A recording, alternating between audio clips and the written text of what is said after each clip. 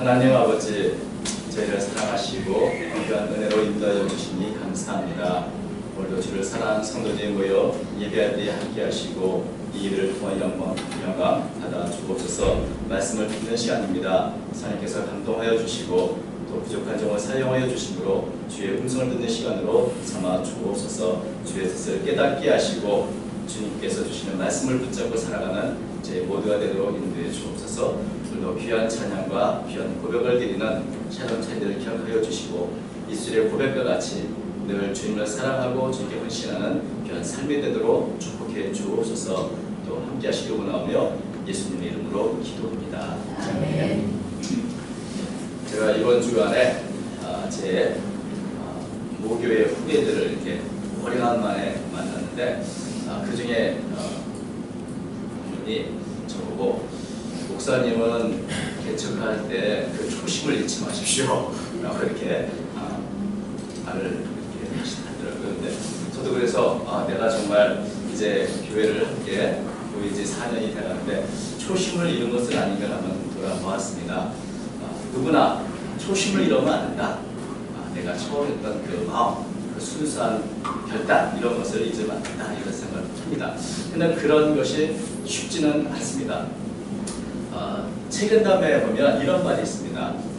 일이 막혀 궁지에 몰린 사람은 초심을 생각하고 성공하여 만족한 사람은 그 마지막을 바라보라. 그러니까 힘이 들고 어려울 때 내가 처음 왜 일을 했는지 그 처음의 마음을 생각하면 그 어려움을 이겨낼 수 있는 힘이 생긴다는 것이죠. 또 내가 다시 시작하는 마음으로 초심으로 돌아선다 이런 마음을 가지라는 그런 교훈인 것입니다. 그리고 이제 성공했다고 만족하는 사람들은 이제 유종의 아름다운 그 마무리를 위해서 앞으로 어떻게 할 것인가 그 끝까지 마지막을 바라보면서 최선을 다하는 그런 교훈이라 생각합니다. 책임담을 보면 참 좋은 글이 많이 있고 정말 이 동양의 잠언이라고 부를만한 글이 많습니다. 책임담의 그 책임이란 말도 나물 뿌리라는 뜻이죠. 그래서 이 말은 사람이 항상 변함없이 나물 뿌리를 씹을 수 있는 마음이 있다면 모든 일을 다 할 수 있다 이런 말에서 유래한 것이라고 합니다. 그래서 어찌 보면 이 말은 우리가 힘들 때 풀뿌리를 먹었던 그 마음을 내가 언제나 풀뿌리를 먹겠다는 마음을 갖고 있다면 어려운 일들 또 힘든 일이 있어도 잘 극복할 수 있다는 그런 교훈이 아닌가 생각이 들고 이렇게 늘 나물 뿌리를 씹는 마음으로 초심을 생각하는 것이 중요하다는 생각을 합니다. 성경에도 꼭 그렇게 초심을 잃지 말라는 말씀은 아니지만 그 비슷한 교훈들이 상당히 많이 있습니다. 계시록에 있는 그 에베소 교회를 통해서 너희가 첫사랑을 잃어버렸다 이 말도 자신의 초심을 간직하라는 교리라 생각이 들고요. 또 성경에 보면 이 초심을 늘 마음에 담고 살았던 아주 많은 신앙의 인물들이 있습니다. 아마 대표적인 사람은 사도 바울이 아닐까 생각합니다. 사도 바울은 참 하나님이 쓰신 위대한 사도입니다. 그럼에도 불구하고 항상 내 자신 사도 바울이 어떤 은혜를 받은 사람인가? 나는 비방자였고 폭행자였고 나는 이런 은혜를 받을 수가 없는 그런 인물인데 하나님께서 나를 사랑하셔서 죄인 중에 괴수 같은 나를 사랑하셨다. 이것을 늘 마음에 간직했죠. 그래서 나 된 것은 하나님의 은혜다. 이것이 늘 사도 바울의 고백이었습니다. 고린도전서 15장 10절도 내가 나 된 것은 하나님의 은혜로 된 것이니 내게 주신 그의 은혜가 헛되지 않아요. 내가 모든 사도보다 더 많이 수고했으나 내가 한 것이 아니요 오직 나와 함께 하신 하나님의 은혜라. 그러니까 자기 자신에 대해서 아무리 하나님께서 위대하게 사용할지라도 내가 죄인의 괴수였고 핍박자였고 박해졌다는 그런 것을 늘 잊지 않은 그 마음에서 어쩌면 힘들고 어려울 일이 닥칠 때마다 내가 받은 은혜를 또 그 초심을 생각하면 그것을 잘 극복해 나갈 수 있었을 거라 생각이 듭니다. 저는 최근에 이 새벽 기도회를 마태복음을 이렇게 살펴보는 중에 있는데 바울처럼 늘 자기 자신의 받은 은혜를 잊지 않았던 한 사람을 발견하게 됐습니다. 그게 바로 오늘 보는 이 세리 마태입니다. 이 마태라는 이름은 우리가 참 익숙한 이름이죠. 늘 마태복음이 있으니까 늘 우리가 마태를 잘 아는 것 같은데 실제로 성경에 마태에 대한 기록이 많이 없습니다. 성경에 두 군데만 이렇게 마태에 대해 기록이 있는데 하나는 오늘 읽은 이 본문 예수님께서 부르시는 그 장면에 한 번이 나오고 또 한 번은 12제자의 명단 속에 마태가 있습니다. 그래서 이 두 군데 외에는 사실은 마태라는 인물을 우리가 잘 알기가 힘든 그런 인물입니다. 그런데 마태복음의 그 12제자 명단에 보면 이렇게 되어 있습니다. 제가 간략해서 읽어드리면 이렇습니다. 12사도의 이름이 이러하니 베드로로 하는 시몬을 비롯하여 그의 형제 안드레와 세베대의 아들 야고보와 그의 형제 요한, 빌립과 바돌로메, 도마와 세리 마테, 알페오 아들 야고보와 타데오, 가나니 시몬 및 가룟 유다, 예수를 판 자라. 이 마태가 예수님의 12제자, 12사도, 하루에 부르심을 받아서 하나님 일꾼인 이 사도들의 명단을 기록할 때 자기 자신의 이름을 기록하지 않습니까? 그런데 다른 사람을 소개할 때는 뭐 그렇게 직업을 소개하지 않습니다. 어부였던 베드로 이렇게 하지 않는데 유독 자기 자신에 대해서는 세리 마태라고 이렇게 기록을 하는 것을 봅니다. 그래서 이것은 혹시 다른 성경에도 그런가 하고 다른 마가복음, 누가복음, 사도행전에도 12제자의 명단이 좀 나오거든요. 그래서 그것을 봤더니 거기에는 그냥 마태로만 되어 있습니다.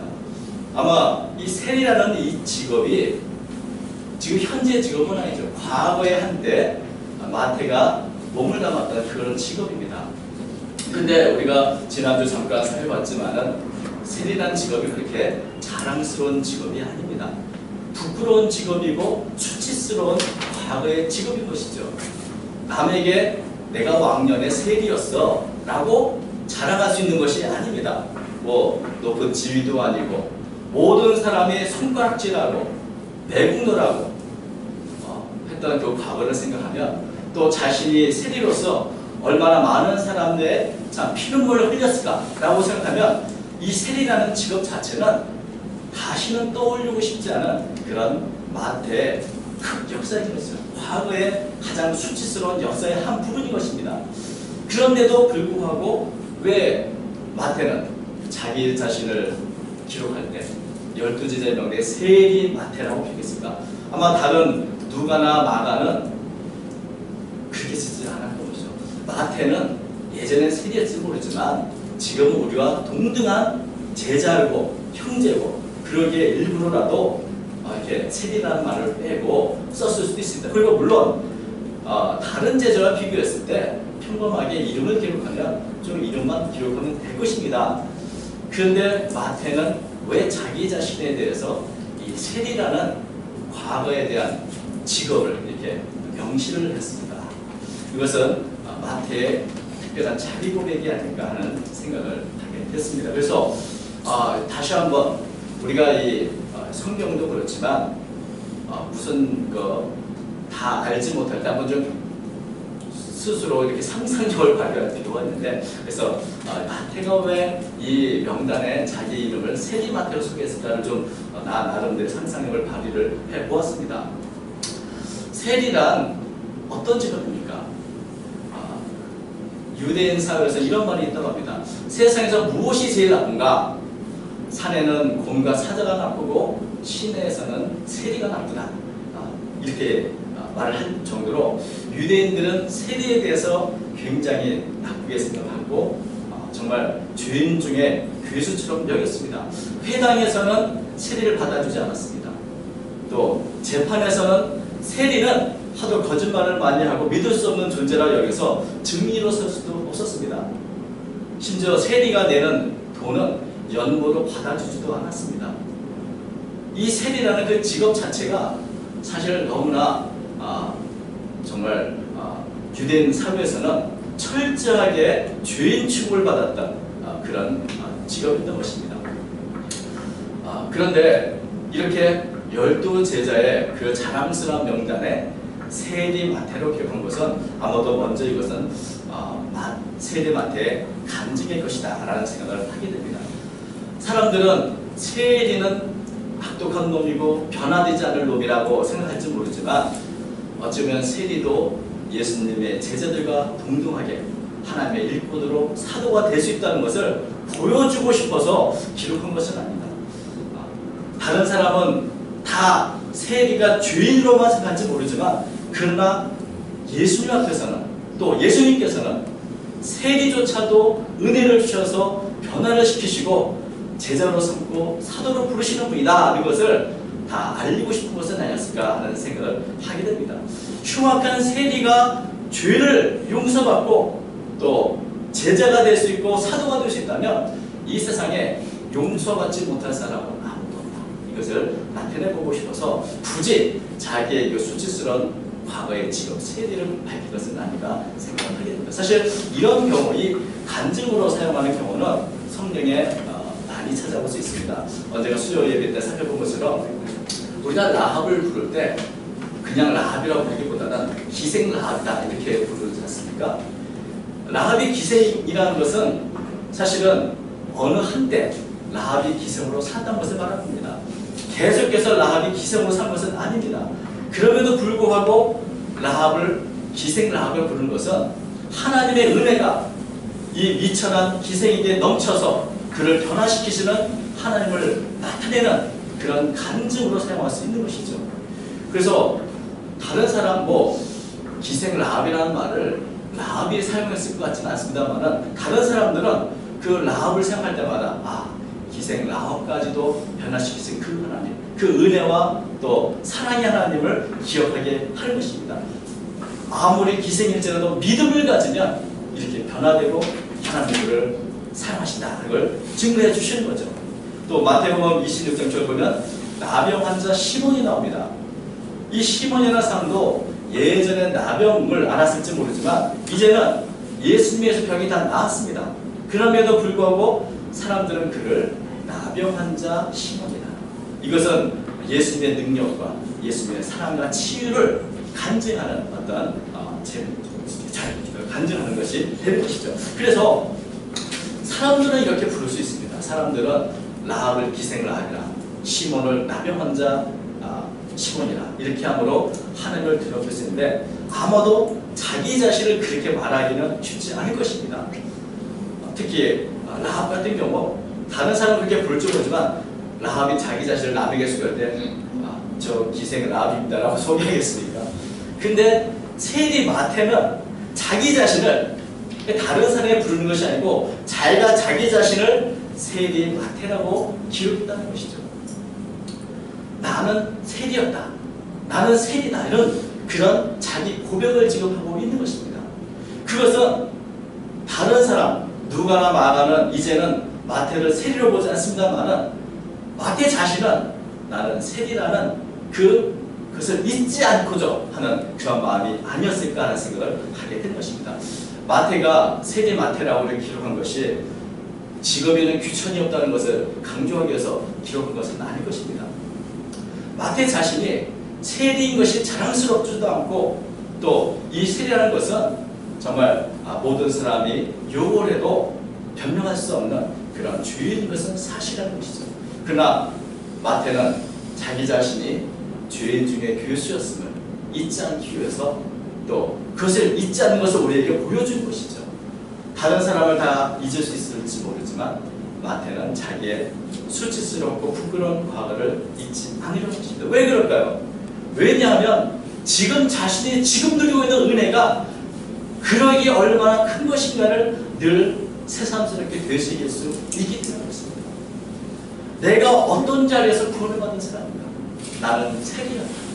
나는 죄인 중에 괴수였다. 그러나 지금은 하나님의 일꾼이요 예수 그리스도의 사도라고 하는 그 지금 받은 은혜를 생각하면 과거의 이 세리라는 자기 고백은 정말 그 세리였기 때문에 더 큰 은혜를 감격을 가질 수가 있는 것입니다. 어찌 보면 마태는 이제 이 과거의 세리라고 하는 자신의 죄책감이나 열등감이나 모든 상처를 이미 극복했기 때문에 모든 사람에게 떳떳하게 말할 수 있는 것입니다. 내 모든 과거를 예수님은 용서하셨고 나를 변화시켰고 이제 나는 세리와는 전혀 다른 삶을 살고 있기 때문에 과거의 세리라고 하는 과거의 그 자신을 상처를 마음껏 드러낼 수도 있는 것입니다. 그것은 자신이 이제는 과거에서 완전히 벗어났고 이제는 내가 현재 받고 있는 은혜가 얼마나 필요한 것인가를 보여주는 것입니다. 그래서 어떻게 보면 세리 마태도 하나님 일을 하면서 참 많은 어려움과 힘든 일이 있었지만 최근 다음에 있는 말씀처럼 그때마다 자신이 누구였나 내가 세리였는데 내게 이런 은혜를 주신 하나님에 대해서 그 초심을 기억하고 다시 힘을 내고 위로를 받을 수 있지 않았을까 하는 생각도 하게 되는 것입니다. 그리고 성공하고 형통할 때조차도 교만하지 않을 수 있는 그 초심을 늘 간직하는 모습을 보여주고 있습니다. 여러분이 현재 누리고 있는 은혜, 축복이 얼마나 큰 것인가를 알고 싶으면 여러분의 과거 하나님 없이 복음이 없이 세상에 방황하며 살던 그때를 기억하시기 바랍니다. 사람은 누구나 생활이 편해지면 과거를 잊어버립니다. 개구리가 올초익적 생각을 못한다고 하는 것처럼 풀뿌리를 씹던 그 시절을 다 잊어버리고 항상 내가 이렇게 편안하게 은혜를 누리며 살았던 사람으로 기억하는 것입니다. 그러면 변질하게 되는 것입니다. 현재 우리가 받은 은혜가 얼마나 귀한 것인가를 잊지 않기 위해서 내가 이 은혜를 받기 전에 얼마나 비참한 상태였는가를 기억하는 것이 중요합니다. 이것이 초심인 것이죠. 파스칼이 쓴 팜셋을 보면 그 첫 번에 이렇게 신이 없는 인간의 참상과 그 비참함에 대해서 먼저 기록을 합니다. 왜냐하면 신이 하나님 없는 인간의 그 비참함을 우리가 알아야 예수 그리스도를 통해서 내가 현재 받는 그 은혜가 얼마나 필요한가를 진실로 깨달을 수 있기 때문에 그런 것입니다. 예수 그리스도 안에서 우리가 누리는 평화, 자유, 기쁨, 행복이 얼마나 필요한가. 그것은 우리가 예수 그리스도를 알지 못했을 때 내가 얼마나 두려움과 공포와 절망 가운데 살았는가를 생각할 때 더 깊이 깨닫게 되는 것입니다. 그래서 저는 마태가 세리였던 자신을 부르셨던 그 때를 항상 마음에 간직하고 잊지 않았을 거라 생각합니다. 그것이 바로 오늘 본문 말씀이죠. 예수께서 그곳을 떠나 지나가시다가 마태라는 사람이 세관에 앉아있는 것을 보시고 이르시되 나를 따르시니 일어나 따르니라. 저는 늘 이 말씀 볼 때마다 궁금한 것이 있었습니다. 마태는 세리고 세관에 앉아서 일을 보고 있는데 예수님이 가셔서 지나가시다가 나를 따르라 하시니 마태가 일어나 이렇게 따라. 그래서 왜 예수님은 마태를 부르셨을까? 또 마태는 왜 예수님 그 한마디에 즉시 일어나서 그 예수님을 따라갈 수 있었을까? 아마 마태가 예수님을 처음 만난 것은 아닐 것입니다. 아마 이전에 예수님에 대한 소문도 들었고 어쩌면 예수님의 그 말씀하시는 교훈의 현장에 마태도 가서 말씀을 들었을지도 모릅니다. 예수님의 말씀을 통해서 자기 자신의 삶에 대해 참 부끄럽고 수치스러워서 어쩌면 저는 지난주에 말씀한 예수님의 말씀한 그 비유에 있는 세리 성전에 가서 가슴을 치며 나는 죄인이라고 고백했던 그 사람이 어쩌면 예수를 만나기 전에 마태의 또 하나의 모습은 아니었을까 하는 생각도 하게 됩니다. 우리들은 그저 세관에 앉아있는 마태를 보면서 아이고 저 쓰레기 같은 사람 저기 앉아있다고 비웃으며 지나갈지 모르지만 예수님은 마태가 가지고 있는 그 고민, 갈등, 어쩌면 이 세리에서 벗어나서 정말 새롭게 살고 싶어 하는 그 갈망, 그리고 남 모르는 시간, 눈물 흘려 기도했던 그 시간들을 다 알고 계시기 때문에 마태에게 나를 따르라고 명령하셨고 이미 마태는 자신의 죄음을 고백하고 어떻게 하든지 더 이상 세리로 살기보다는 더 가치 있는 삶을 살고자 하는 열망이 있었기 때문에 나를 따르는 이 말씀에 즉시 일어나 순종한 것은 아닌가 하는 생각을 하게 되는 것입니다. 어찌 보면 우리 이 본문에는 예수님께서 나를 따르라 이렇게 말씀하십니다. 이 나를 따르라는 명령은 마태에게 지금까지의 생활 방식을 바꾸라는 말씀입니다. 지금까지는 돈 때문에 다른 사람을 참 이렇게 힘들게 하는 세리로 살았을 거지만 이제는 예수님과 함께 로마 제국이 아닌 하나님의 나라를 위해서 나와 함께 일하며 같이 살자고 하는 그런 부르심인 것입니다. 그래서 마태는 여기에 보면 그저 단순히 일어나 따르니라 라고 이렇게 기록했지만 누가복음은 또 조금 더 한마디를 더 첨부했습니다. 누가복음 5장 28절 보면 그가 모든 것을 버리고 일어나 따르니라. 그러니까 마태는 자기의 고백이니 내가 뭘 버리고 따르다 이렇게 말하지 않습니다만은 누가는 마태가 그 즉시 일어나 따르는 것을 볼 때 모든 것을 버리고 따른다 이렇게 고백하는 것입니다. 여러분 세리니까 예수님을 따라서 헌신하는 것이 쉬웠을 거라고 생각하십니까? 이 세상에 헌신이 쉬운 사람은 없습니다. 내가 가진 것은 다 귀중한 것이고 내 것을 다 포기하고 예수님을 따르는 삶은 사실 누구에게나 쉽지 않은 것입니다. 마태는 지금 어떻게 보면 욕은 먹지만 부를 축적할 수 있는 안정된 직업을 버리는 겁니다. 그것은 모든 것을 버리는 것입니다. 이제 정처 없이 따라가는 그 삶을 결단하는 것입니다. 이것은 어쩌면 욕을 먹으며 잘 살 것인가 아니면 가치 있으나 가난하게 살 것인가 어떤 이런 갈등에 대한 결단이기도 한 것입니다. 풍부한 수입을 따를 것인가 명예를 따를 것인가 편한 삶을 따를 것인가 가치 있는 삶을 따를 것인가 사실 마태는 이것에 대한 결단을 내린 것입니다. 그래서 그 자리에 일해서 예수님을 따르는 것은 더 이상의 자신의 삶이 아닌 이제는 온전히 주님을 위한 삶을 살겠다는 것입니다. 누구나 자신의 삶에 대해서 안주하기 쉽고 그 삶을 살면 그 자리에서 내려오는 것은 굉장히 힘이 든 일입니다. 다른 사람이 아무리 내려오면 좋겠다고 말해도 자기가 지금 안주하고 누리는 것, 기득권을 다 버리는 것은 결코 쉽지 않은 것입니다. 그러나 마태는 수입보다는 명예를 택했고 편한 삶보다는 가치 있는 삶을 택했습니다. 그래서 모든 것을 버리고 그 안주하는 세관의 자리에 일어나서 예수님의 그 불확실성을 따라간 것입니다. 자신의 생계수단마저 다 버리고 따라가는 어려운 결단을 내린 것인데 이것은 결코 억지로 한 것은 아니었습니다. 왜냐하면 그 이어 보면 마태가 기쁨으로 잔치를 벌이는 장면이 나옵니다. 10절 보면은 예수께서 마태의 집에 앉아 음식을 잡수실 때 많은 세리와 죄인들이 와서 예수와 그의 제자들과 함께 앉았다. 근데 마태의 기록을 보면 자기 자신의 일이어서 그런지 모르지만 굉장히 축소해서 간략하게 기록을 합니다. 근데 누가는 그걸 자세하게 또 이렇게 풀어서 설명하는데 누가복음 5장 29절 보면 마태가 예수를 위하여 큰 잔치를 했다고 말하고 있습니다. 다시 말하면 지금 마태는 예수님과 마태에서 먹을 때 다른 죄인들과 세리들이 왔다고 말하지만 사실 그런 것이 아니고 마태가 예수를 만난 그 기쁨으로 자신의 삶의 새로운 삶을 축하하면서 큰 잔치를 벌이고 자신의 동료인 세리들과 죄인들 다 모이게 했다는 것입니다. 여러분 어떻게 보면 이 마태는 자기가 버린 것의 의미를 알고 있습니다. 그것은 버린 것이 아니고 더 큰 것을 얻은 것입니다.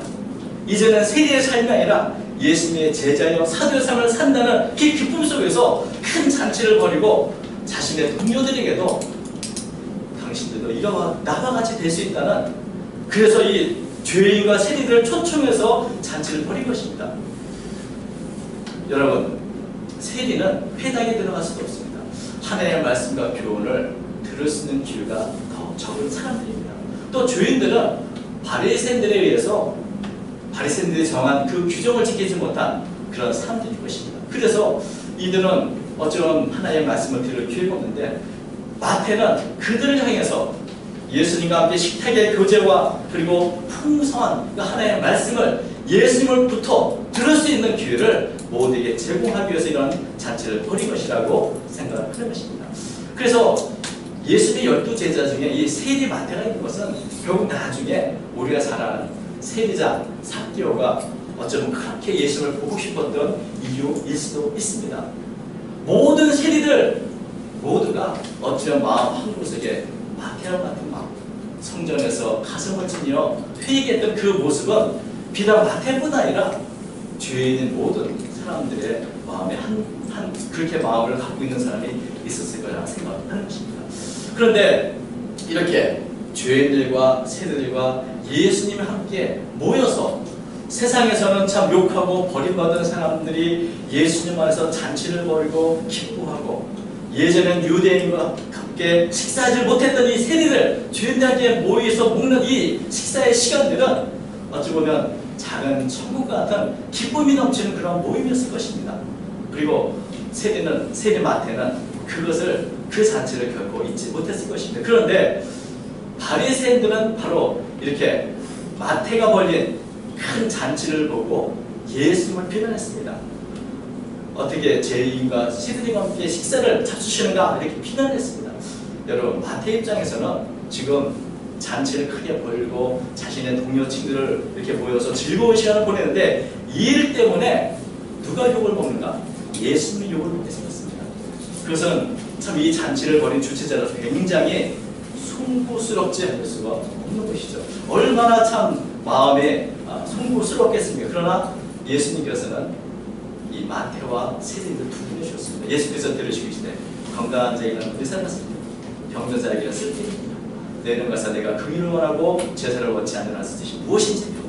나는 의인을 부른 것이 아니요 죄인을 부른 것이다. 이 말씀은 마태에게서는 자기를 부끄러워하지 않고 자기를 두둔해주는 정말 감격스러운 말씀이 아닐 수 없는 것입니다.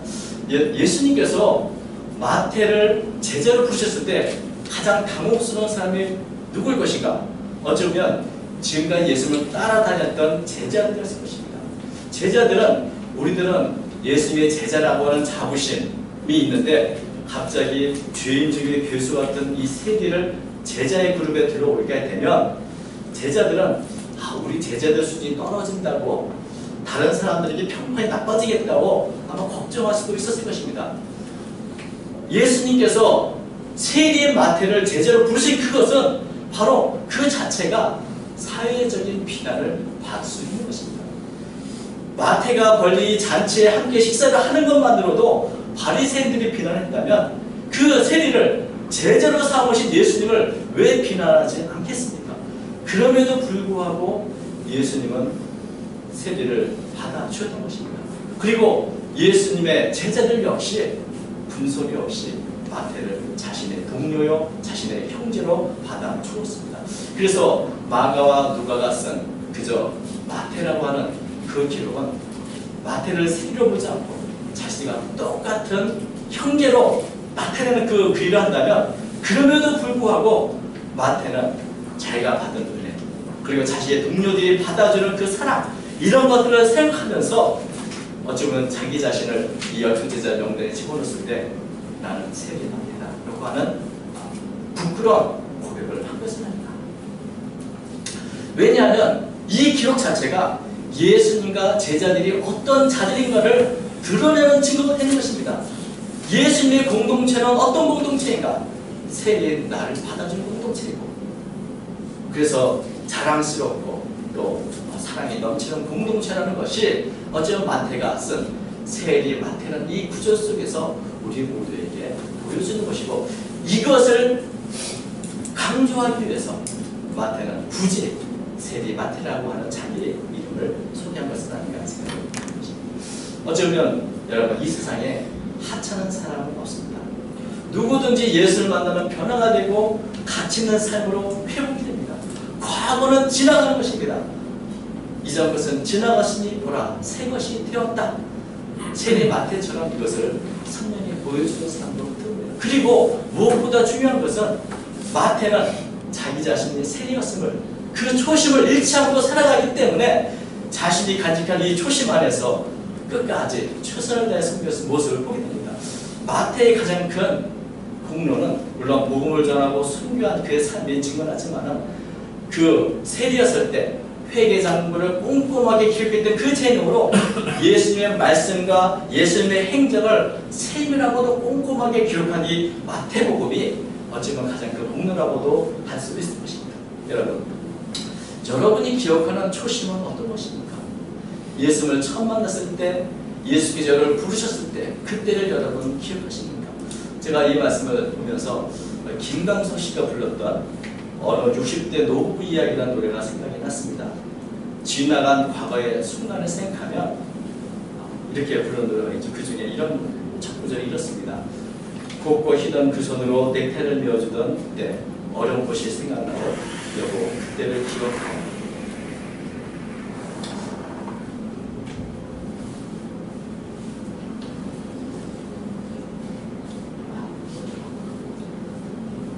이 노래 구절 참 부를 때마다 참 감격스러운 것은 어쨌든 여보 그때를 기억하고 과거를 기억한다는 것 여러분 과거를 기억함으로 오늘 내가 받은 은혜가 내가 누리고 있는 이 사랑과 은혜가 얼마나 큰 것인가를 기억하는 것 그것이 우리가 세계 마태에서 배워야 할 분이라고 생각합니다. 날마다 내가 어떤 은혜를 받은 자인가 그때를 기억하면서 내가 나를 부르신 주님의 그 음성을 기억하면서 다시 첫사랑을 회복하고 다시 일어나서 내가 주님을 위해서 모든 것을 버렸던 그 마음을 회복하는 것 그것이 오늘 우리가 변질되지 않고 우리의 신앙의 삶에서 승리하는 비결이라고 믿는 것입니다. 언제나 우리를 구원하시는 은혜를 간직하고 초심을 잃지 않고 살아가는 저와 여러분 복된 삶을 살아가시기를 주의 이름으로 축원합니다. 아멘. 하나님 아버지 저희들을 사랑하시고 귀한 은혜를 베푸시는 데 감사합니다.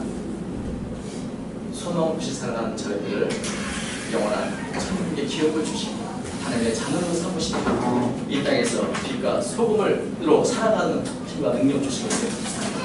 늘 첫사랑을 잃어버리지 않도록 도와주시고 나를 구원한 그 은혜의 감격 속에서 하루하루 맡겨진 삶에 최선을 다하는 저희가 되도록 인도하여 주옵소서. 아버지 하나님 세리 마태와 같이 우리의 초심을 늘 기억하게 하시고 늘 변찮는 사랑과 은혜로 주의 뜻을 이뤄가는 제 모두가 되도록 축복해 주옵소서. 함께 하시기 원하며 예수님의 이름으로 간절히 기도합니다. 아멘.